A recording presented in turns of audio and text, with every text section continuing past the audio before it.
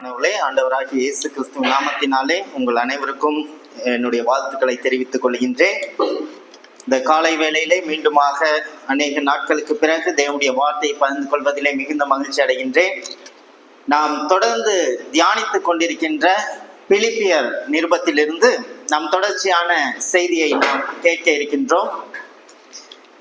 இதனுடைய பின்னணியை நாம் நன்கு அறிந்திருக்கிறோம்.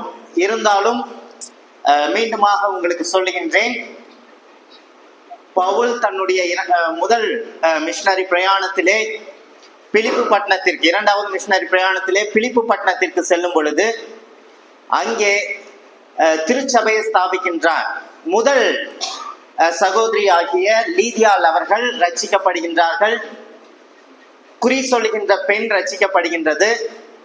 மூன்றாவது காவலாளி, ரோம காவலாளி அங்கே ரட்சிக்கப்படுகின்றான். இவர்களை கொண்டு இந்த திருச்சபையானது ஏறக்குறைய கிபி 52-51 காலகட்டங்களிலே ஆரம்பிக்கப்பட்டு 10 வருடங்கள் கழித்து 61-62 காலகட்டத்திலே பவுல் ரோமாபுரி சிறைச்சாலையில் இருக்கும் பொழுது இந்த திருச்சபை மக்கள் எப்பாப்ராதித்துவின் மூலமாக உதவித்தொகையை கொடுத்து அனுப்புகின்றார்கள்.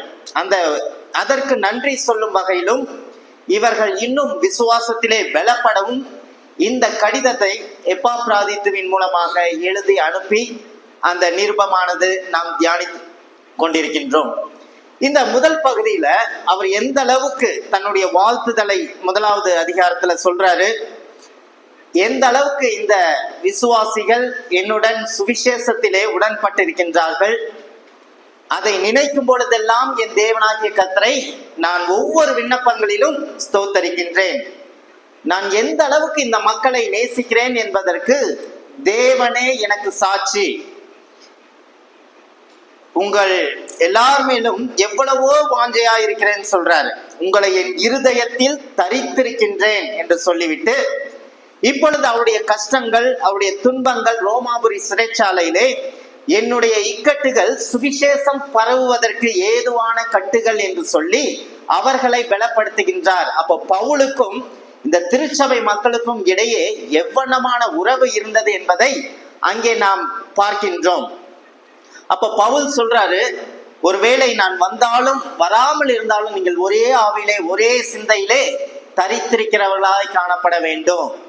நான் தேகத்தை விட்டு கிறிஸ்துவுடனே கூட இருப்பது எனக்கு அதிக ஆசை.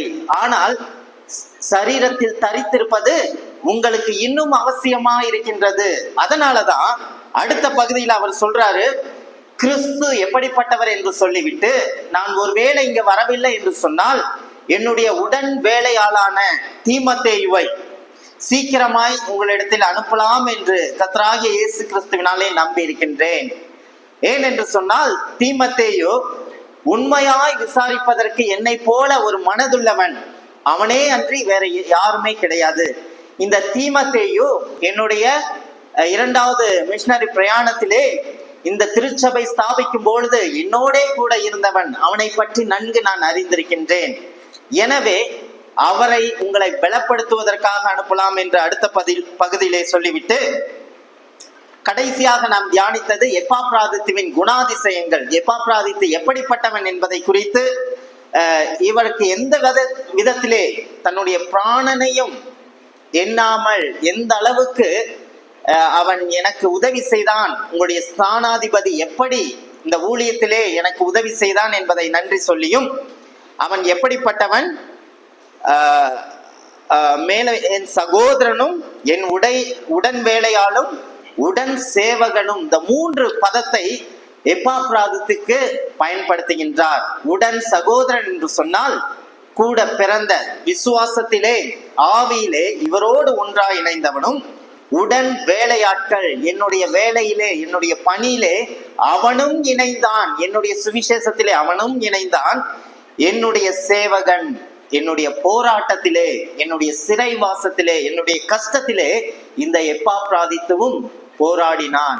அப்படிப்பட்டவனை நீங்கள் மேன்மையாக எண்ணுங்கள் என்று சொல்லி இந்த 2ஆம் அதிகாரத்தை முடித்துவிட்டு 3ஆம் அதிகாரத்திலே அவர் முதல் 3 வசனங்களிலே பார்க்கும் பொழுது ஃபர்ஸ்ட் கர்த்தருக்குள் சந்தோஷமாயிருங்கள்.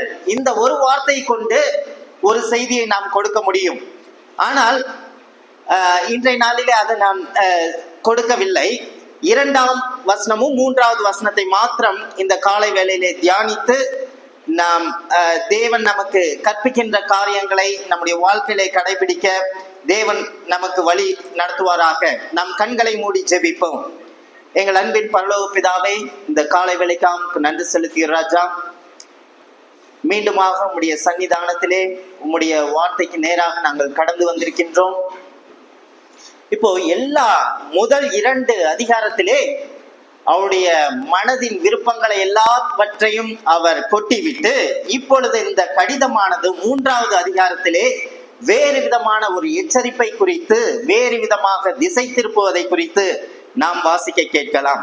3ஆம் அதிகாரம் 2, 3 உள்ள வசனங்களை இந்த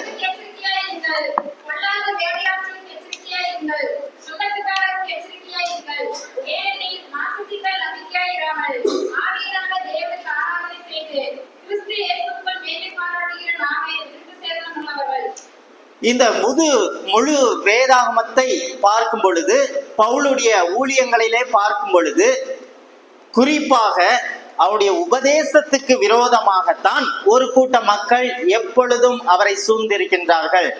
அவரை துன்பப்படுத்தினார்கள், அவரை கஷ்டப்படுத்தினார்கள். அப்போ ஒரு சத்தியம் என்று சொன்னால் அதற்கு மாறாக வேறொரு காரியத்தை போதிக்கிறவர்களும் உலகத்திலே காணப்படுகின்றார்கள். இப்போ முதலாவது அவர் சொல்லுகின்ற காரியம், நாய்களுக்கு எச்சரிக்கையாயிருங்கள், சுண்ணத்துக்காரருக்கு, வேலையாட்களுக்கு, பொல்லாத வேலையாட்களுக்கு எச்சரிக்கையாயிருங்கள், சுண்ணத்துக்காரர்களுக்கு எச்சரிக்கையாயிருங்கள் என்று சொல்லிவிட்டு, யார் உண்மையான விருத்த சேதனம் உள்ளவர்கள், மாம்சத்தின் மேல் அல்ல ஆவியினாலே கிறிஸ்து இயேசுவுக்குள் மேன்மை பாராட்டுகின்ற நாமே விருத்த சேதனம் உள்ளவர்கள். அப்ப கிறிஸ்து இயேசுவுக்குள் மேன்மை பாராட்டுகின்ற நாம், நம்முடைய எல்லா மேன்மையான காரியமும், நம்முடைய வாழ்க்கையின் எல்லாவற்றிற்கும் மேலான ஒன்று, எதற்கு முக்கியத்துவத்தை கொடுக்கின்றோம்? கிறிஸ்துவுக்கு. அப்படிப்பட்ட வாழ்க்கையை வாழும் பொழுது நாம் சரியான விருத்த சேதனம் உள்ளவர்கள். அப்ப விருத்த சேதனம் என்றால் என்ன என்பதை நாம் யோசித்து பார்ப்போம் என்று சொன்னால், ஆதியாகமம் 17ஆம் அதிகாரம் 6 வசனத்திலிருந்து 12 உள்ள வசனங்களிலே விருத்த சேதனம் என்றால் என்ன என்பதை தேவனாகிய கர்த்தர் தனக்கு தெரிந்து கொள்ளப்பட்ட ஜனங்களுக்கும் தேவனுக்கும் இடையே ஒரு உடன்படிக்கையை ஏற்படுத்துகின்றார். 12வது வசனத்துல, 8ஆம் நாளில் ஆண் பிள்ளையின் நுனித்தோலானது விருத்த சேதனம் பண்ணப்பட வேண்டும். இதுதான் தேவனுக்கும் மனிதனுக்கும், தேவனுக்கும் தன்னுடைய ஜனங்களுக்கும் இடையே ஒரு இரத்தத்தினாலான ஒரு உடன்படிக்கை. அப்போ நுனித்தோலை அவர்கள் இரத்த சிந்தி ஒரு உடன்படிக்கை செய்வார்கள் என்று சொன்னால், வார்த்தையை காட்டிலும் எழுத்தை காட்டிலும் மிகவும் முக்கியத்துவமானது என்னுடைய ரத்தம் அங்கே சிந்தப்பட வேண்டும். அப்போ இந்த உடன்படிக்கை மாறாதது. இந்த உடன்படிக்கை எதற்காக அவர் ஏற்படுத்தினார்? பரதேசியா, 8வது வசனத்துல வாசிக்கணும், பரதேசியாய் தங்கி இருந்த கானான் தேசம் முழுவதையும் உனக்கும் உன் சந்ததிக்கும் சுதந்திரமாக கொடுத்து நான் அவர்களுக்கு தேவனாய் இருப்பேன். அப்ப உனக்கும் உன் பின்வரும் உன் சந்ததிக்கும் நாம் தேவனாய் இருக்கும்படி, இது எப்படிப்பட்ட உடன்படிக்கை? 7வது வசனத்துல, நித்தியமான உடன்படிக்கை, இது மாறாத உடன்படிக்கை. அப்போ நம்முடைய கிரியை நிமித்தமாக மாற்றக்கூடிய உடன்படிக்கை அல்ல. இஸ்ரவேல் ஜனங்க தேவன் தெரிந்து கொண்ட பிறகு வணங்கா கழுத்துள்ளவர்கள் எவ்வளமாக அவருக்கு விரோதமாக புரஜாதி விக்கிரகங்களுக்கு நேராக கடந்து சென்றாலும் தன்னுடைய வாக்குத்தத்தத்தை தேவன் நிறைவேற்றினார். அப்படி என்று சொன்னால், இப்ப கிரியையினால் அல்ல, தேவனுடைய கிருபையினாலும் அவருடைய தெரிந்தெடுப்பினாலும் என்பதை இந்த பழைய ஏற்பாடு நமக்கு ஒரு நிழலாட்டமாக காண்பிக்கின்றதாய் காணப்படுகின்றது. என் உடன்படிக்கையை கை கொள்ளுங்கள்.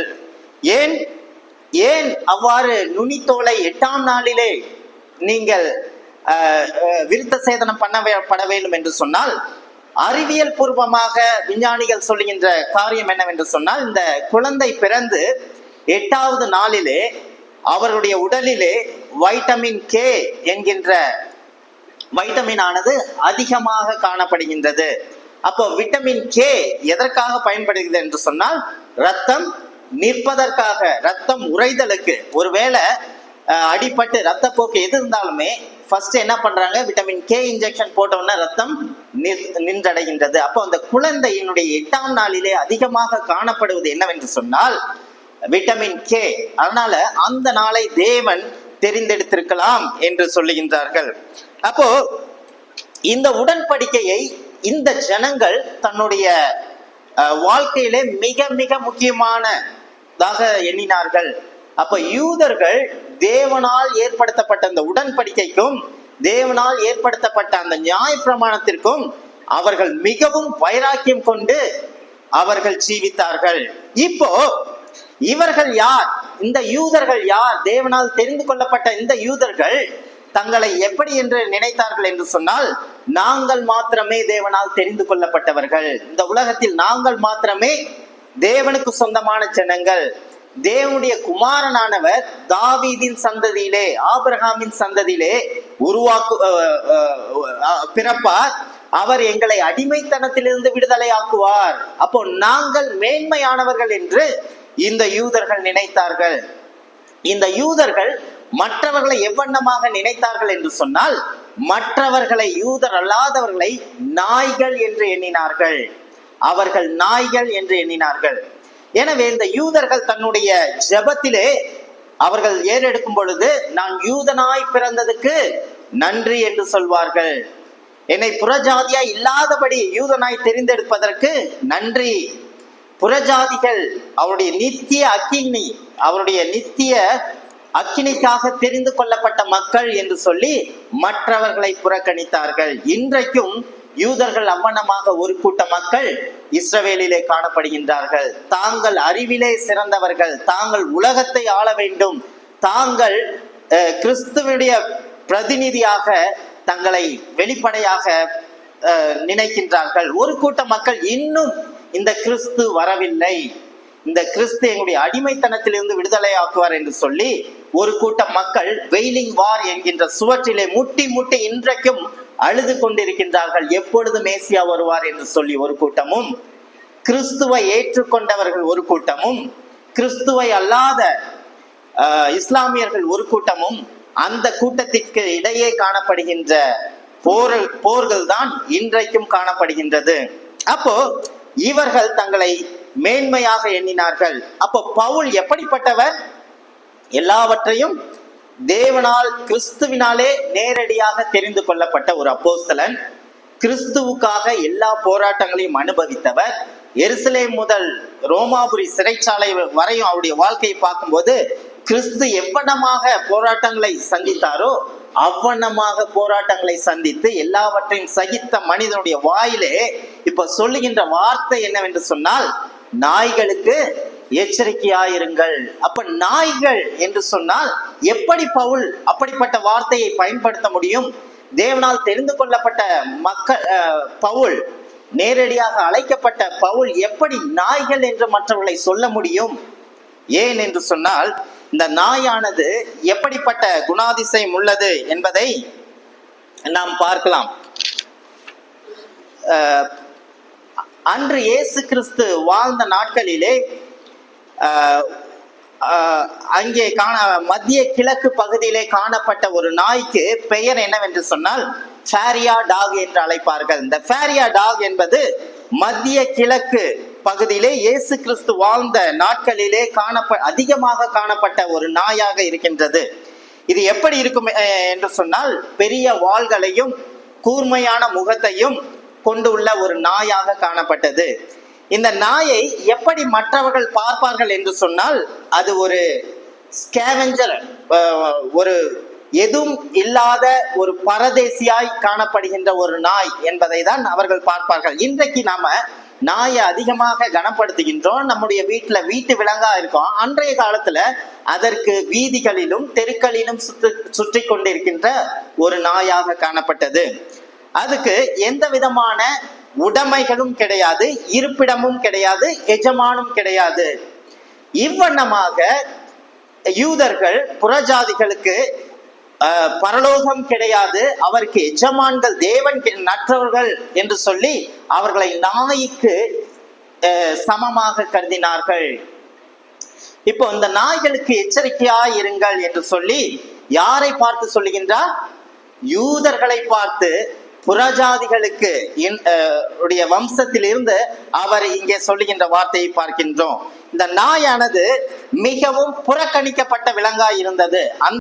அந்த இடத்துல தாவீது சவுலை என்ன பண்றாரு? பாதுகாக்கிறாரு. அபிஷேகம் பண்ணப்பட்டவன் மேல் கைகளை வைக்க கூடாதுன்னு சொல்லி பாதுகாத்துட்டு, இப்ப அவரை பார்த்து சொல்ற காரியம், இஸ்ரவேலின் ராஜா யாரை தேடுகின்றீர்கள்? செத்து போன நாயா, செத்த நாயா, அல்லது தெல்லு பூச்சியா? அப்போ புறக்கணிக்கப்பட்டவன், எதற்கும் உதவாதவன், நான் ஒதுக்கப்பட்டவன், சமுதாயத்திலே இல்லாமல் வனாந்திரத்திலே இருக்கக்கூடிய நாய்க்கு நான் சமமானவன், நீர் எப்பேற்பட்ட ராஜா, நீர் யாரை தேடுகிறேன் என்று சொல்லி அந்த வார்த்தையை பயன்படுத்துகின்றார். அதே போல 2 ராஜாக்கள் 8ஆம் அதிகாரம் 13வது வசனத்துல இருந்து வாசிக்கும் பொழுது, சீரியாவின் ராஜா வந்து ஆசகேலை பார்த்து தன்னுடைய வியாதி சுகமடைமான்னு சொல்லி எலிசாவிடத்துல கேட்க ஆள் அனுப்புறாரு. அப்ப எலிசா சொல்றாரு, இது சுகமடையும், ஆனாலும் நீ உயிரோடு இருக்க முடியாதுன்னு சொல்லிட்டு அவளை பார்த்து சொல்றாரு, நீ அவர்கள் கோட்டையை அக்கினிக்கு இரையாக்கி அவர்கள் வாலிபரை பட்டயத்தால் கொன்று அவர்கள் குழந்தைகளை தரையோட மோதி அவர்கள் கர்ப்பவதிகளை கீறி போட பண்ணுவாய் என்று உன் மூலமாக தேவன் செய்வார் என்று ஆசகேலை பார்த்து அவர் சொல்லும் பொழுது அவள் என்ன சொல்கின்றார்? அதற்கு ஆசகேல், இத்தனை பெரிய காரியத்தை செய்ய நாயாகிய உமது அடியான் எம்மாத்திரம்? இந்த நாய் ஒதுக்கப்பட்ட, விலக்கப்பட்ட, மனிதர்கள் வாழக்கூடிய இடம் இல்லாமல், எஜமான் இல்லாமல் திரிகின்ற நாய்க்கு இப்படிப்பட்ட வாக்கியம் எப்படி என்று சொல்லி அந்த நாட்களை குறித்து, நாயை குறித்து சொல்லுகின்றார்கள். மற்றும் இந்த நாய் ஒதுக்கப்பட்டது மாத்திரமல்ல, அது அசுத்தத்திற்கு இணையானது, பரிசுத்தத்திற்கு விரோதமானது என்று சொல்லி கருதினார்கள். லூக்கா 16ஆம் அதிகாரம் 21வது வசனத்துல லாசரு ஐஸ்வர்யவானுடைய தரித்திரனுடைய வாழ்க்கையில பார்க்கும் பொழுது, இந்த தரித்திரனுடைய வீட்டின் வாசல் அண்டையிலே லாசர் இருக்கும் பொழுது, மேஜையின் துணிக்கையாவது நான் சாப்பிடலாம் என்று காத்து கொண்டிருக்கும் பொழுது அவனுடைய பற்களை நாய்கள் தின்றது. அப்போ நாய்கள் கெட்டதும் அசுத்தமான அசுத்திகளை சாப்பிடக்கூடிய ஒரு தன்மை உள்ளது. எனவே யூதர்கள் என்ன கருதினார்கள்? புறஜாதிகள் நாய்கள், இவர்கள் அசுத்தத்திற்காகவே சிருஷ்டிக்கப்பட்டவர்கள், இவர்கள் தேவனுடைய ராஜ்யத்திலே இவர்களுக்கு இடமில்லை என்று கருதினார்கள். எனவேதான் இன்னும் நம்ம வாசிக்கும் பொழுது உபாகமம் 23:18 வேசின் பணத்தையும் நாயின் கிரயத்தையாவது உன் தேவனாகிய கர்த்தருடைய ஆலயத்துல கொண்டு வரக்கூடாது. அப்ப நாய் என்பது ஒதுக்கப்பட்டது, அது அசுத்தத்திற்கு இணையான ஒன்றாக காணப்படுகின்றது. வெளிப்படுத்தினல் விசேஷம் 22ஆம் அதிகாரம் 15வது வசனத்துல நாய்கள் அசுத்தத்திற்கு ஒப்பாக சொல்லப்பட்டது. அவர்கள் தேவனுடைய நகரத்திற்குள் பிரவேசிக்க மாட்டார்கள். அவர்கள் தேவனுடைய நகரத்திற்குள் பிரவேசிக்க மாட்டார்கள். அவர்களுக்கு எஜமான் அற்றவர்கள், அவர்கள் தேவன் அற்றவர்கள், இவர்கள் நாய்கள் என்று சொல்லி இந்த யூதர்கள் புறஜாதி மக்களை பார்த்து சொன்னார்கள். மத்தேயு 7:6 வாசிக்கும் பொழுது, பரிசுத்தமானதை நாய்களுக்கு கொடாதிருங்கள். நீதிமொழிகள் 26:11 நாயானது தான் கக்கினதை தின்றும். அப்படிப்பட்ட ஒரு அசுத்தமான ஒரு மிருக ஜீவனா இருக்கின்றது. இந்த யூதர்கள் தன்னுடைய சுயநீதியினாலே, தன்னுடைய சுய பெருமையினாலே மற்றவர்களை நாய் என்று அழைக்கின்றார்கள். ஆனால் இப்பொழுது பவுல் இந்த ஜனங்களுக்கு ஒரு ஸ்தானாதிபதியாகவும், இந்த ஜனங்கள் எப்படி என்னுடைய சுவிசேஷத்திற்கு, கிறிஸ்துவின் சுவிசேஷத்திற்கு உடன்பட்டார்களோ, இவர்கள் மற்றவர்களை பார்த்து நாய் என்று அழைக்கக்கூடியவர்கள். எனவே அவர்கள் நாய்கள், நீங்கள் நாய் அல்ல, அவர்களே நாய்கள். உங்களுடைய இருப்பிடம் எங்கே இருக்கின்றது?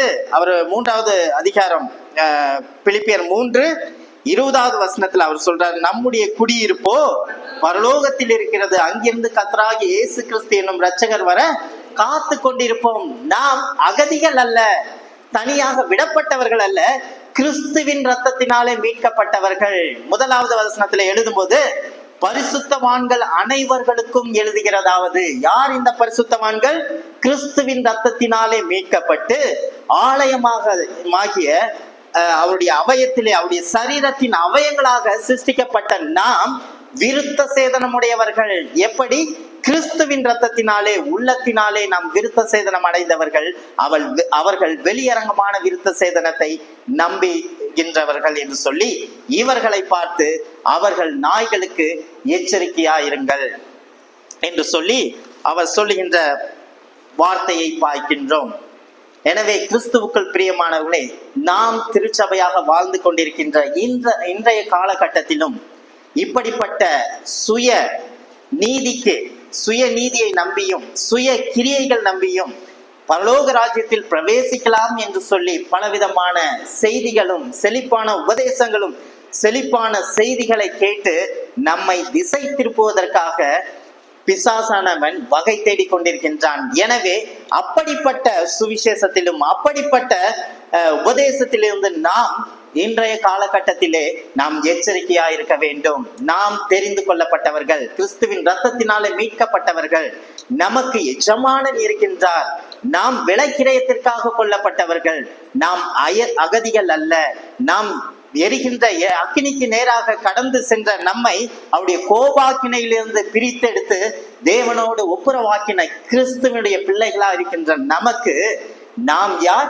அவருடைய சுதந்திரவாளிகள். அவருடைய நாளே நாம் உள்ளத்திலே விருத்த சேதனம் அடைந்தவர்கள். எனவே இவர்கள் நாய், வெளியரங்கமான பேசுகின்ற நாய், இவர்களுக்கு நீங்கள் எச்சரிக்கையாயிருங்கள். ஏனெனில் நான் போனாலும் இப்படிப்பட்ட நாய்கள் திருச்சபையிலே வருவார்கள், இப்படிப்பட்ட போதனைகள் திருச்சபையிலே வரும். எனவே நீங்கள் எச்சரிக்கையாயிருங்கள் என்று சொல்லி எச்சரிக்கையை கொடுக்கின்றார். இரண்டாவதாக அவர் என்ன சொல்லுகின்றார்? பொல்லாத வேலையாட்களுக்கு எச்சரிக்கையாயிருங்கள். அப்போ பொல்லாத வேலையாட்கள் என்றால் என்ன?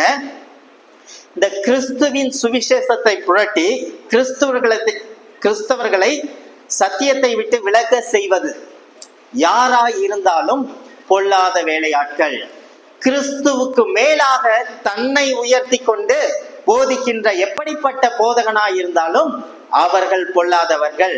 கிறிஸ்துவைக்கு இல்லாமல் தனக்கு பெருமையை கொண்டு வருகின்ற போதனைகள் அவர்கள் பொல்லாதவர்கள். ஏன் என்று சொன்னால் அவர்கள் கிறிஸ்துவை மறுதலித்து விட்டார்கள், கிறிஸ்துவை உதறிவிட்டார்கள். இதை வாசிக்கும் பொழுது சங்கீதம் 22:16, நாய்கள் என்னை சூழ்ந்திருக்கின்றன, பொல்லாதவர்களின் கூட்டம் என்னை வளைத்து கொண்டிருக்கிறது, என் கைகளையும் என் கால்களையும் உருவ குத்தினார்கள். அப்ப யார் என்னை சூழ்ந்து கொண்டிருக்கின்றார்கள்? கிறிஸ்துவின் சிலுவைக்கு அண்டையே யார் அவர்களை சூழ்ந்திருக்கின்றார்கள்? யூதர்கள். இவன் தேவ தூஷணம் பேசினான், நம்முடைய மோசையின் முறைமைக்கு வேறு விதமாக பேசினான். ஆனால் இயேசு கிறிஸ்து என்ன சொன்னார்? தீர்க்கதரிசியினால் சொல்லப்பட்ட காரியங்கள் நிறைவேறும்படியாக இப்படி நடக்கின்றது. அவருடைய வாழ்க்கையிலே செய்யப்பட்ட அற்புதங்களை பார்த்த யூதர்கள், சொஸ்தமாக்கப்பட்ட குஷ்டரோகியை பார்த்த யூதர்கள் பார்த்த பின்னும் இவர்களை மேசியா என்று ஏற்றுக்கொள்ளவில்லை. இவர் என்னுடைய அடிமைத்தனத்திலிருந்து மீட்டெடுப்பார் என்று அவர்கள் ஏற்றுக்கொள்ளவில்லை. அவர்கள் உலக பிரகாரமான அடிமைத்தனத்திலிருந்து நீக்குவார்கள் என்று நினைத்தார்கள். ஆனால் தேவன் உள்ளத்திலே அடிமையாய் இருக்கின்ற பாவத்தின் அடிமைத்தனத்திலே இருந்து மீட்பார் என்பதை அவர்கள் அறியாமல் இந்த கிறிஸ்துவின் பிறப்பு ஒரு அரண்மனையிலே இருக்கும் என்று நினைத்தார்கள். அதற்கு மாறாக அவருடைய பிறப்பானது மாட்டு தொழுவத்திலே இருந்தபடியினாலே அவரை ஏற்றுக்கொள்ள முடியவில்லை, அவரை நிராகரித்து விட்டார்கள். எனவே என்னை சூழ்ந்து கொண்டிருப்பவர்கள் யார்? நான் கிறிஸ்து என்று சொல்லியும் என்னை மறுதலிக்கின்ற என் ஜனங்கள். அவர்கள் யார்? பொல்லாதவர்களின் கூட்டம் என்னை வளைந்து கொண்டிருக்கின்றது. அது மாத்திரமல்ல, 1 சாமுவேல் 12:17 12:20 வாசிக்கும் பொழுது பொல்லாதவர்கள் யாரை பார்த்து சொல்லுகின்றார்?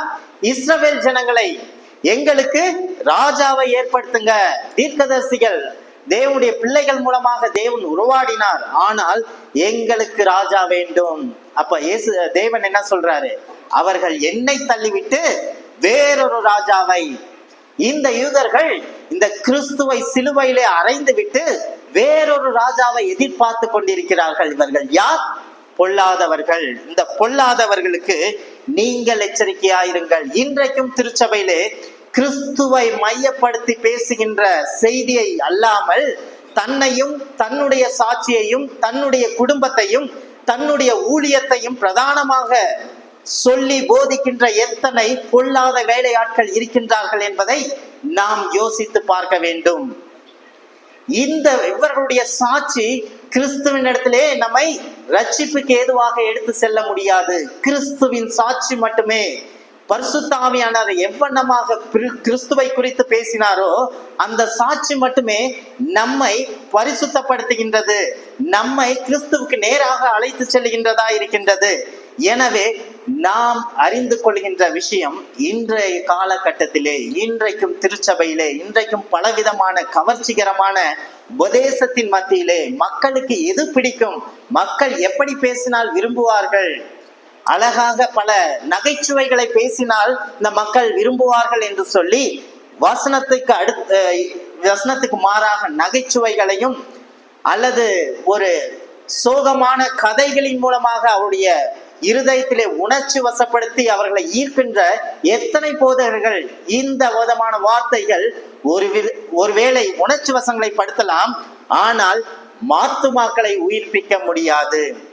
அவருடைய வசனத்தை சாதாரண ஒரு மனிதன் சாதாரணமாக படித்தாலும் இது உயிருள்ள வார்த்தை, இது கிறிஸ்துவை மையப்படுத்தின வார்த்தையா இருக்கின்றது, இது ஆத்துமாக்களை உயிர்ப்பிக்க கூடியதா இருக்கின்றது. எனவே இப்படிப்பட்ட பொல்லாத வேலையாட்கள் நம்மத்திலே இருப்பார்கள் என்று சொன்னால், அல்லது நம்மை சூழ்ந்து இருப்பார்கள் என்று சொன்னால், தொலைக்காட்சி பெட்டிகளிலே இப்படிப்பட்ட பொல்லாத வேலையாட்கள் இருப்பார்கள் என்று சொன்னால் நாம் எச்சரிக்கையாய் இருக்க வேண்டும். நான் போன பின்பு நீங்கள் நாய்களுக்கு எச்சரிக்கையாயிருங்கள், பொல்லாத வேலையாட்கள் வருவார்கள், அவர்களுக்கு நீங்கள் எச்சரிக்கையாயிருங்கள் என்று சொல்லி இந்த மக்களை பார்த்து அவர் சொல்லுகின்றதை பார்க்கிறோம். அது மாத்திரமல்ல, யூதா 1:4 இவர்கள் எப்படிப்பட்டவர்கள்? ஏனெனில் நமது தேவனுடைய கிருபையை காம விகாரத்துக்காக புரட்டினார்கள். இது எப்பேற்பட்ட வார்த்தை பார்த்தீங்களா? நம்ம உண்மையாலுமே தேவனுடைய கிருபை, இந்த கிருபையின் உபதேசத்திலே நம்மை தேவன் நம்முடைய கண்களை திறந்திருப்பார்கள் என்று சொன்னால் நாம் பாக்கியம் உள்ளவர்கள். அப்ப யூதா சொல்லும் பொழுது கிருபையை காம விகாரத்திற்கு ஏதுவாக, அப்ப தேவன் செய்ததை அவர்கள் விற்றுவிட்டு தான் செய்ததை, தன்னுடைய கிரியையையும் தன்னுடைய சுய பலத்தையும் தன்னுடைய சுய நம்பிக்கையை அவர்கள் கடைபிடிக்கின்றார்கள். அந்த வாலிபன் இயேசு கிறிஸ்துவிடத்துல ஓடி வந்து ஒரு நல்ல ஒரு கேள்வியை கேட்டான். நல்ல போதகரே, நித்திய ஜீவனை சுதந்தரித்துக் கொள்ள நான் என்ன செய்ய வேண்டும்? அப்ப ஆண்டவர் சொல்றாரு, தகப்பனையும் தாயும் கனம் பண்ணு, நியாய பிரமாணத்தை கடைபிடிக்கணும், எல்லாமே சொல்லிட்டு அவர் சொல்றாரு, இதை என்னுடைய சிறு வயது முதல் நான் என்ன பண்றேன், கடைபிடிக்கின்றேன், எல்லாமே சரியா இருக்கேன். ஆனாலும் உன்னிடத்துல ஒரு குறை உண்டு.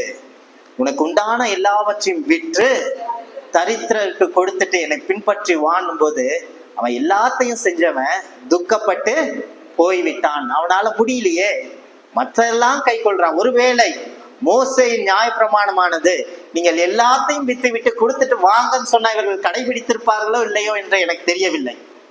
ஆனால் அப்படிப்பட்ட ஒரு குணாதிசயத்திலிருந்து இவர்களால் வெளிவர முடியவில்லை. இதெல்லாம் கடைபிடித்தா நான் பரலோக ராஜ்யத்துக்கு போகலான்னு நினைக்கிறாங்க. இல்ல, இன்னும் ஏதோ நம்ம இடத்துல குறைகள் உண்டு. இந்த யூதரிடத்திலும் அப்படிப்பட்ட குறை இருந்ததுனாலதான் இவர்கள் பரத்திற்குரியவர்கள் அல்ல, நாங்கள் பரத்திற்குரியவர்கள். இவர்கள் நாய்கள், நாங்கள் நாய்கள் அல்ல, இவர்களே நாய்கள். இவர்கள் அக்கிரமக்காரர்கள். இவர்கள் யார்? பொல்லாத வேலையாட்கள். தேவனை, கிறிஸ்துவை நிராகரித்து விட்டு அதற்கு எதிராக செய்கின்ற அனைத்துமே பொல்லாத வேலையாட்கள். மத்தேயு 7:15 கள்ள தீர்க்கதரிசிகளுக்கு எச்சரிக்கையாயிருங்கள், அவர்கள் ஆட்டுத்தோலை போர்த்தி கொண்டு உங்களிடத்தில் வருவார்கள், உள்ளத்திலோ அவர்கள் பட்சிக்கின்ற ஓநாய்கள். எத்தனை பேரு கிறிஸ்துவின் நாமத்தினாலதானே இதை செஞ்சோம், கிறிஸ்துவினாலதான் இதை செஞ்சோம். இன்னைக்கு எத்தனையோ போதகர்கள் வந்து என்ன பண்றாங்க, போதிக்கிறாங்க. அதே மக்கள் வந்து போதகர்களை கேட்கும் போது நீ போதிக்க வேண்டிய அவசியம் இல்லை, ஏற்றுக்கொள்ள முடியல. பாத்தீங்களா, உள்ள இருக்கின்ற பட்சி எந்த விதமாக போதிக்கின்ற அவருடைய சரீரத்திலே, வெளியரங்கமான தோற்றத்திலே, வெளியரங்கமான பேச்சிலே, வெளியரங்கமான நடத்தையிலே அவர்கள் போதகர்கள். ஆனால் இவர்கள் யார்? கிறிஸ்துவுக்கு மகிமை கொண்டு வராமல் தங்களுக்கும் தங்களுடைய ஊழியத்திற்கும் தங்களுடைய குடும்பத்திற்கும் தங்களை சார்ந்தவர்களுக்கும் தாங்கள் முன்னேறுவதற்காக மற்றவர்களை வசனத்தின் அடிமைத்தனத்திலே வெளியரங்கமாக வசனத்தை கொடுக்காமல் உணர்ச்சி வசப்படுத்தி அவர்களை தூண்டி இழுத்து கொள்ளுகின்ற கள்ள போதகர்கள் எத்தனை பேர் இருக்காங்க. இது யாருடைய சுபாவம்? பிசாசனுடைய சுபாவம். பிசாசு ஏதேன் தோட்டத்துல ஏவாளை வஞ்சிக்கும் போது ஃபர்ஸ்ட் அவன் வச்ச விஷயம் என்ன? இது தேவன் சொன்னாரு, இது சாப்பிடும் புசிக்கும் நாளிலே சாகவே சாவாய், இதுதான் அவருடைய கட்டளை. ஆனா பிசாசு வச்சது, இத புசிக்கும் நாளிலே உங்கள் கண்கள் திறக்கப்படும். அப்ப முதல் போய் நீங்கள் தேவர்களை போல மாறுவீங்க அப்படின்னு சொன்னான். இது யாருடைய சுபாவம்? லூசிபருடைய சுபாவமானது அங்கே வெளிப்படுகின்றது. அது ஃபர்ஸ்ட் பார்த்த உடனே பார்வைக்கு அது நல்லது. இன்னைக்கும் பாருங்க, இந்த சபை ரொம்ப பார்க்க நல்லா இருக்கு, இவங்க சொல்ற காரியம் நல்லா இருக்கு, இங்க இசையானது அழகாக வாசிக்கப்படுகின்றது, இந்த எல்லாவற்றையும் கொடுக்கின்றார்கள், இவர்கள் நல்லது, இங்கே போ, அங்கே தேவன் இருப்பாரா என்று சொன்னால் அங்கே இருக்க மாட்டார். தன்னுடைய சுயமும் தன்னுடைய பெருமைகளும் அங்கே இருக்கும். தேவன் எதற்கு எதிர்த்து நிற்கிறார்? பெருமை உள்ளவனுக்கு எதிர்த்து நிற்கிறார். இன்றைக்கு உள்ள போதகர்களுக்கு பெருமை பற்றி அது கொஞ்சம் கூட தெரியாது. ஏன்னா பிசாசானவன் கண்களை மறைத்து விட்டான். நீ இதை பண்ணிட்டடா, அதை பண்ணிட்டடா, பாவிடா, வெளியரங்கமான காரியத்தை வச்சு உள்ளான காரியமே. இயேசு கிறிஸ்து 2வது என்ன சொன்னாரு? மாய்மாலக்காரரே. அப்ப ஒண்ணு செஞ்சுட்டு வெளியரங்கமா செய்யும் போது மாத்தி மாத்தி பண்றாங்களே, நடிக்கிறவங்க அவர்கள் யார்? தேவனுக்கு விரோதமானவர். இதெல்லாம் பெரிய பாவம். இதெல்லாம் விட்டுட்டு சின்ன சின்னத அவர்களுக்கு சாதகமா இல்ல நான் பிடிச்சிக்கிட்டு என்னென்ன பண்ணுகின்ற போதகர்கள் இருக்காங்க. யோசிச்சு பாருங்க. இவர்கள் கள்ள போதகர்கள், இவர்கள் பொல்லாத வேலையாட்கள், இவர்களுக்கு நாம் எச்சரிக்கையா இருக்க வேண்டும். 2வது, இது நல்லதுன்னு சொன்னா நல்லது, இது புசிப்புக்கு, அவனுடைய பசிய பார்வைக்கு அழகு இல்ல வாசி 3 காரியத்தை அவன் வச்சான். ஆதியாகமம் 3ஆம் அதிகாரத்துல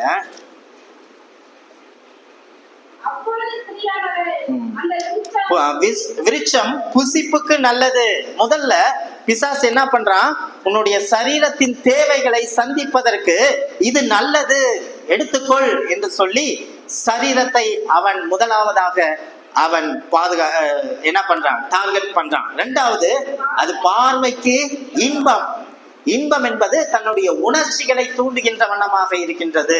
இங்க செஞ்சா, இங்க போனா மிகவும் அழகான இசை, இன்பமாக சந்தோஷமாக ஒரு வெளிவரோன்னு சொல்லி 2வது அவனுடைய உணர்ச்சியை தூண்டுகின்றவனா இருக்கின்றான். 3வது, புத்தியை தெளிவிக்கிறவன், இதை சாப்பிடுகின்ற நாளிலே, புசிக்கும் நாளிலே தேவர்களை போல மாறுவாய், எதிர்காலத்துல நீ இப்படி இருப்படா, இதை செஞ்சினா. இந்த 3 காரியத்தை வச்சுதான் இன்றைக்கும் விளம்பரங்களும், எத்தனை போதகர்களும், எத்தனை கள்ள உபதேசங்களும் கவர்ச்சிக்கு, இது நல்லது, இது இன்பம், இப்படி மாறுவ.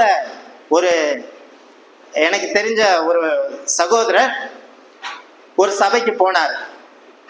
அப்போ அவருடைய சகோதரரை கூட்டிட்டு போனாரு. இந்த மாதிரி நீங்க சபைக்கு வந்தா உங்களுக்கு நிச்சயமா உங்க வியாதியில இருந்து தேவன் விடுதலை ஆக்குவாரு, உங்களுடைய எல்லா பொருளாதார கஷ்டமும் நிறைவாக மாறும், நீங்க பெரிய மில்லினியரா மாறுவீங்க, ஆசீர்வாதம் செழிக்கும்னு சொல்லி திருச்சபைக்கு கூட்டிட்டு போயிட்டாரு.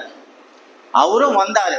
1 மாசம் ஆனிச்சு, 2 மாசம் ஆனிச்சு, பார்த்தாரு. 3வது மாசம் அவரை பார்த்து கேட்டாரு, எங்க ஆண்டவரை ஏற்றுக்கிட்டா என்னுடைய வறுமையெல்லாம் மாறி நான் நல்ல மில்லினியரா மாறுவேன்னு சொன்னீங்களே, 3 மாசம் ஆச்சு, நான் அதே நிலைமையில தான் இருக்கனேன்னு சொன்ன உடனே அந்த சகோதரரை பார்த்து சொன்னாராம், ஆண்டவரை மாத்திரம் ஏத்துக்கிட்டா போதாது, கொஞ்சம் ஆங்கிலமும் தெரிஞ்சிருக்கணும்னாராம். அப்போ எப்படி தன்னுடைய ஆசீர்வாதமானது பெருகப்படுகின்றதுன்றத பார்க்கணும். அத இப்படிப்பட்ட கள்ள போதகர்களுக்கு நாம் எச்சரிக்கை. அவருடைய எண்ணம் என்னவா இருந்தது? திருச்சபைக்கு வந்தா எல்லாம் மாறி போய்கும். ஆனா ஆண்டவர் சொல்லிலே, என்னை பின்பற்ற வர விரும்பினால் தன்னைத்தான் வெறுத்து தன் சிலுவையை, பாடுகள் எல்லாவற்றையும் எடுத்துக்கொண்டு என்னை பின்பற்ற கடவுள்னு கிறிஸ்து சொன்னாரு. கிறிஸ்து பரமேறி போவதற்கு முன்பதாக தன்னுடைய சீஷர்களுக்கு என்ன சொன்னாரு? இந்த உலகத்துல உங்களுக்கு உபத்திரம் உண்டு, ஆனாலும் திடன் கொள்ளுங்கள். இப்படிப்பட்ட உபதேசத்தை யாரும் போதிப்பதில்லையே.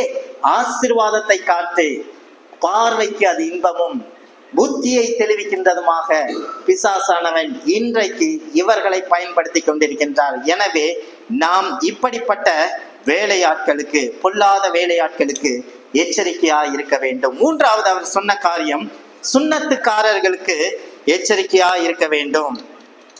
அப்ப சுன்னத்துக்காரர்கள் என்று சொன்னால், ஒரு ஜாதியிலிருந்து யூத மதத்துக்கு வரும் பொழுது அவளை மொட்டை அடிச்சு விருத்த சேதனம் பண்ணி எல்லாவற்றையும் பண்ணிட்டு தான் உள்ள வருவாங்க. இது வெளியரங்கமாக செய்கின்ற ஒரு காரணம், ஒரு அடையாளம் என்று சொல்லுகின்றார். ஆனால் இதற்கு பலவிதமான இந்த சுன்னத்துக்காரர்கள் யார் பவுல் சொல்கின்றார் என்று சொன்னால், இந்த யூதர்களையும் யூதர்களுக்குள்ளாக வந்த புறஜாதிகள் யூத மதத்தை பின்பற்றி அதை பிரதானமாக பிரதிபலிக்கின்ற இந்த மக்களுக்கும் சொல்லுகின்றார்.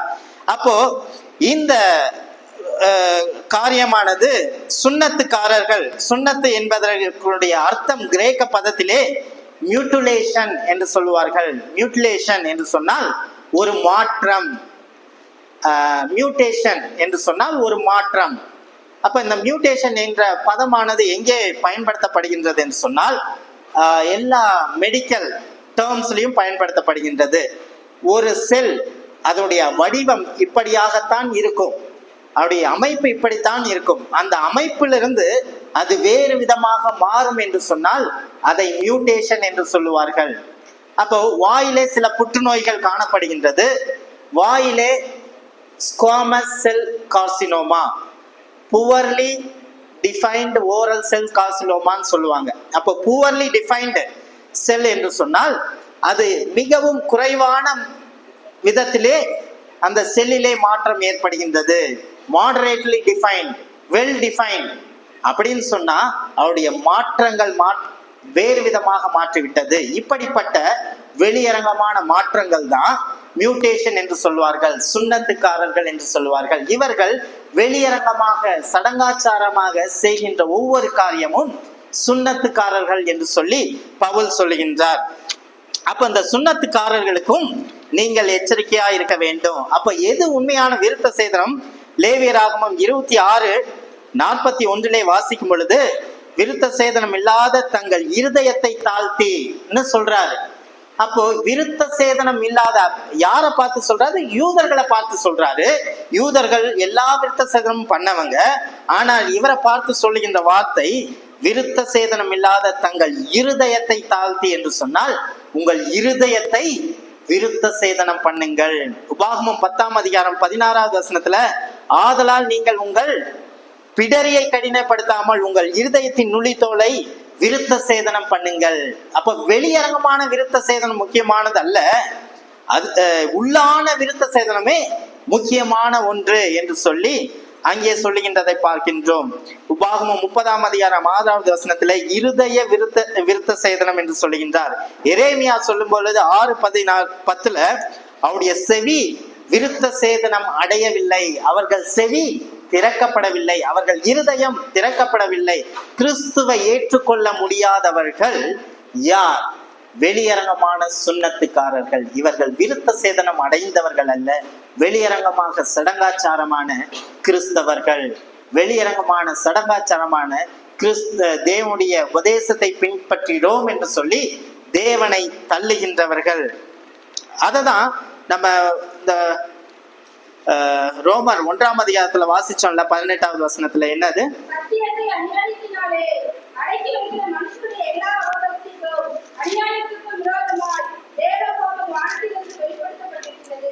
சத்தியத்தை அநியாயத்தினாலே அடக்கி வைக்கிற மனுஷனுடைய எல்லா வித அவபக்திக்கும் அநியாயத்திற்கும் விரோதமாக தேவனுடைய கோபம் வானத்திலிருந்து வெளியரங்கமாய் காணப்படுகிறது சத்தியம்.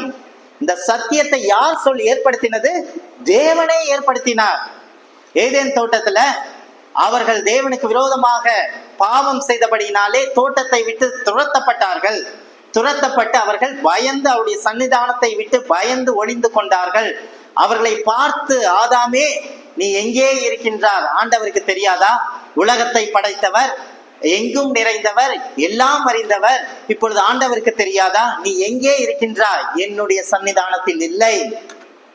உடனே அவர்கள் சொல்ற காரியம் என்ன? ஆண்டவரே, உமக்கு விரோதமாக நாங்கள் பாவம் செய்து பயந்து ஒளிந்து கொண்டிருக்கின்றோம். அத்தி இலைகளை போட்டு அவங்க என்ன பண்ணாங்க? தன்னுடைய பாவத்தை மறைச்சார்கள். அவர்கள் நிர்வாணிகளா இருந்தும் அவர்களுக்குள்ள எந்த விதமான ஒன்றும் அறியாதிருந்தார்கள். இப்பொழுது கனியை புசித்த பிறகு தாங்கள் நிர்வாணிகள் என்று அறிந்து அவர்கள் அத்தி இலைகளை தைத்து பயந்து ஒளிகின்றார்கள், பாவம் முதலாக பிரவேசித்த பிறகு. ஆனால் தேவன் வந்து என்ன பண்ணாரு? அத்தி இலைகளை எடுத்துட்டு தன்னுடைய தோலினாலே அவர்களை மூடினார். தோல் எதற்கு அடையாளமாய் இருக்கின்றது என்று சொன்னால், கிறிஸ்துவுக்கு அடையாளமாய் இருக்கின்றது. ஒரு மிருக ஜீவனை அடித்து, இரத்தத்தினாலே அடித்து, அந்த தோலினாலே அவருடைய பாவத்தை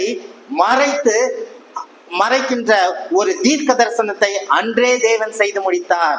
அப்ப கிறிஸ்து இந்த உலகத்திலே இந்த பாவத்திலே மரித்து இரத்தத்தை சிந்தி உங்களை மீட்டெடுப்பார் என்கின்ற அந்த ஒரு நிழலாட்டத்தை அன்றே அவர் செய்துவிட்டு, அதற்கு தொடர்ச்சியாகத்தான் இப்படிப்பட்ட தீர்க்க தரிசனங்களை அவர் எழுப்பி கிறிஸ்துவின் மூலமாக செய்து முடித்து, கிறிஸ்து நமக்காக மீட்டெடுத்து பிதாவோடு ஒப்புரவாக்கின்ற நாம் விருத்த சேதனம் உடையவர்கள். கலாத்தியர் 5:6 கிறிஸ்துவிடத்தில் விருத்த சேதனமும் விருத்த சேதனம் இல்லாமையும் ஒன்றும் உதவாது, அன்பினாலே கிரியை செய்கின்ற விசுவாசமே உதவும். அப்படிப்பட்ட அன்பினாலே, அவருடைய கிரியையினாலே நாம் பெற்றிருக்கின்ற நம்பிக்கை தான் விருத்த சேதனம். அது மாத்திரமே நம்மை பரலோகத்திற்கு அழைத்து செல்லும் என்பதை அவர் சொல்லுகின்றார். அப்போ நாம் முழு இருதயத்தோடும் முழு ஆத்மாவோடும் முழு பலத்தோடும் தேவனிடத்தில் அன்பு கூற வேண்டும் என்று சொன்னால், தேவன் நமக்காக செய்து முடித்த எல்லாவற்றையும் அவர் எனக்காக செய்து முடித்தார். கிருபையினாலே விசுவாசத்தை கொண்டு நான் ரட்சிக்கப்பட்டேன். இது என்னால் உண்டானது அல்ல. தேவன் உலக தோற்றத்துக்கு முன்பதாக யாரை முன்னறிந்தாரோ அவர்களுக்காக தன்னுடைய ஜீவனை கொடுத்தார். அவர் தமது ஜனங்களின் பாவங்களை நீக்கி அவர்களை சுத்திகரிப்பார். அப்போ இப்படிப்பட்ட எல்லாவற்றையும் செய்து முடித்த அந்த கிறிஸ்துவை மறுதலித்து விட்டு தன்னுடைய சுய கிரியைகளையும் சுய ஞானத்தையும் சுயநீதியையும் இந்த வெளியரங்கமான சுண்ணத்தையும் நாம் பின்பற்றி கொண்டு நாம் கிறிஸ்தவர்கள் என்று பிரதிபலிப்போம் என்று சொன்னால், நாம் அல்ல, அவர்கள் அல்ல, நாமே நாய்கள். அவர்கள் அல்ல, நாமே பொல்லாத வேலையாட்கள். அவர்கள் அல்ல, நாமே சுண்ணத்துக்காரர்கள், கிறிஸ்தவர்கள். அன்று அந்தியோகியா திருச்சபையில உள்ள கிறிஸ்தவர்களை பார்த்து இவர்கள் கிறிஸ்தவர்கள் என்று சொன்னார்கள், அவருடைய குணாதிசயத்தை பார்த்து. இன்றைக்கு நம்மை பார்த்து எவ்வளமாக சொல்லுகின்றார்கள்? இவர்கள் கிறிஸ்தவர்கள் என்று சொல்லுகிறார்களா, அல்லது இவர்களும் கிறிஸ்தவர்கள் என்று சொல்லி சுண்ணத்துக்காரருக்கு இணையாக சொல்லுகிறார்களா என்பதை நம்மை நாமே யோசித்து பார்க்க வேண்டும். கடைசியாக இந்த பவுல் எல்லாவற்றையும் நீங்க இவ்வளவு மாம்சத்திற்காக இவ்வளவு போராடி அந்த அளவுக்கு மேன்மை பாராட்டுகின்ற நீங்க சொல்றீங்க இல்லையா, நான் எப்படிப்பட்டவன் சொன்னா 4வது வசனத்துல இருந்து பிலிப்பியர் 3:4 இருந்து, நான் மாம்சத்தின் மேல் நம்பிக்கை வைக்க வேண்டுமானால் நானும் வைக்கலாம். வேறொருவன் மாம்சத்தின் மேல் நம்பிக்கையா இருக்க நினைத்தால் நான் அதிகமாய் அப்படி செய்யலாம். நான் 8ஆம் நாளில் விருத்த சேதனம் அடைந்தவன், இஸ்ரவேல் வம்சத்தான், பெஞ்சமின் கோத்திரத்தான், எபிரேயரில் பிறந்த எபிரேயன், நியாயப்பிரமாணத்தின்படி பரிசேயன், பக்தி வைராக்கியத்தின்படி சபையை துன்பப்படுத்தினவன், நியாயப்பிரமாணத்தினுடைய நீதியின்படி குற்றம் சாட்டப்படாதவன். ஆகிலும் எனக்கு லாபமாய் இருந்தவைகள் எவைகளோ அவைகளை கிறிஸ்துவுக்காக நஷ்டம் என்று எண்ணினேன். அதுவும் மாத்திரமல்ல, என் கர்த்தராகிய கிறிஸ்து இயேசுவை அறிகின்ற அறிவின் மேன்மைக்காக எல்லாவற்றையும் நான் நஷ்டம் என்று எண்ணுகின்றேன். எனவே இப்படிப்பட்ட கிறிஸ்துவே மேன்மையுள்ளவர். இப்படிப்பட்ட கிறிஸ்துவே நம்முடைய இருதயத்தை விருத்த சேதனம் பண்ணினவர். இப்படிப்பட்ட கிறிஸ்து நமக்காக செய்து பிதாவோடு ஒப்புரவாக்கினவர். எனவே இப்படிப்பட்டவர்களாகிய எங்களை பார்த்து நீங்கள் நாய் சொல்வதற்கு உங்களுக்கு அருகதை அல்ல, நீங்களே நாய்கள், நாய்களுக்கு எச்சரிக்கையாயிருங்கள் என்று சொல்லி பவுல் சொல்கின்றதை பார்க்கின்றோம். கடைசியாக இந்த எபேசியர் 2ஆம் அதிகாரத்துல 17ல இருந்து நம்ம வாசிக்கிறோம்னு சொன்னா, இல்ல எபேசியர் 2ஆம் அதிகாரம் 11ல இருந்து, ஆனபடியால் முன்னே மாம்சத்தின்படி புறஜாதியாய் இருந்து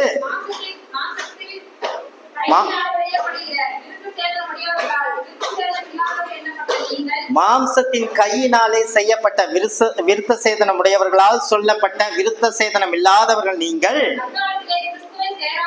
அக்காலத்திலே கிறிஸ்துவை சேராதவர்களும் இஸ்ரவேலருடைய காணியாட்சிக்கு புறம்பானவர்களும் இந்த வாக்கு தத்தத்தின் உடன்படிக்கைக்கு நாம் அந்நியர்களும் நம்பிக்கை இல்லாதவர்களும் இவ்வுலகத்தில் நாம் தேவனற்றவர்களாய் இருந்தோம். இப்போ படிங்க. முன்னே தூரமாயிருந்த நாங்கள் கிறிஸ்து இயேசுவுக்குள் கிறிஸ்துவின் இரத்தத்தினாலே சமீபமானீர்கள். எப்படி எனில் அவரே நம்முடைய சமாதான காரணராகி இரு திறத்தாரையும் புறஜாதிகளையும் யூதர்களையும் ஒன்றாக்கி பகையாக நின்ற பிரிவினையாகிய நடுச்சுவரை தகர்த்து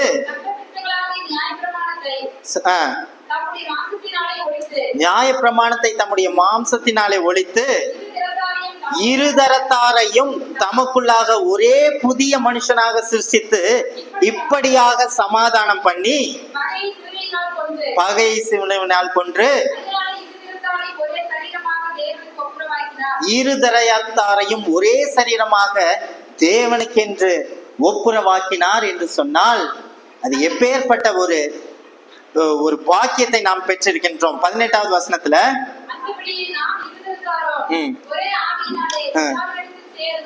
அப்போ ஒரே ஆவியினாலே கிறிஸ்துவினாலே பிதாவிடத்தில் சேரும் ஸ்லாக்கியத்தை பெற்றிருக்கின்றோம். 8வது வசனம், கிருபையினாலே விசுவாசத்தை கொண்டு ரட்சிக்கப்பட்டீர்கள், இது உங்களால் உண்டானது அல்ல, இது தேவனுடைய ஈவு, ஒருவரும் பெருமை பாராட்டாதபடிக்கு இது கிரியையினால் உண்டானது அல்ல. ஒருவேளை நம்முடைய கிரியையினாலே தேவன் தெரிந்தெடுப்பார் என்று சொன்னால் அது நித்திய உடன்படிக்கையாய் இருக்காது. நான் இன்னைக்கு நல்லா இருப்போம், நாளைக்கு நல்லா இருக்க மாட்டோம், அல்லது அடுத்த மாசம் நல்லா இருப்போம், அடுத்த மாசம் நல்லா இருக்க மாட்டோம். அப்போ நம்முடைய கிரியைக்கு தக்கதாக தம்மை தேவன் ஒவ்வொரு நாளும் நியாயம் தீர்ப்பார் என்று சொன்னால் அது நித்திய உடன்படிக்கை அல்ல, அது நம்முடைய தகுதியின் அடிப்படையிலான உடன்படிக்கை, மாறக்கூடியதாக இருக்கும்.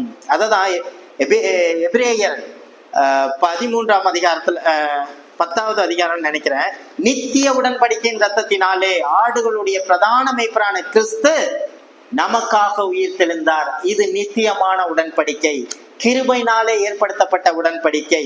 இந்த உடன்படிக்கைக்கு விரோதமாக சொல்லுகின்ற ஒவ்வொரு காரியமும் அது கள்ள உபதேசங்கள், கள்ள தீர்க்க தரிசனங்கள், கள்ள வார்த்தைகள் என்பதை நாம் அறிந்து கொள்ள வேண்டும். எனவே கிறிஸ்துவுக்குள் பிரியமானவர்களே, உங்களையும் என்னையும் தேவன் இப்படிப்பட்ட 5 கிருபையின் உபதேசங்களை விசுவாசிப்பதற்கு நம்முடைய மனக்கண்களை திறந்திருப்பார் என்று சொன்னால் நாம் பாக்கியம் உள்ளவர்கள். எனவே நாம் கிறிஸ்துவை குறித்தே மேன்மை பாராட்ட வேண்டும். தேவன் தாமே இந்த வார்த்தைகளை ஆசீர்வதிப்பாராக. ஆமென்.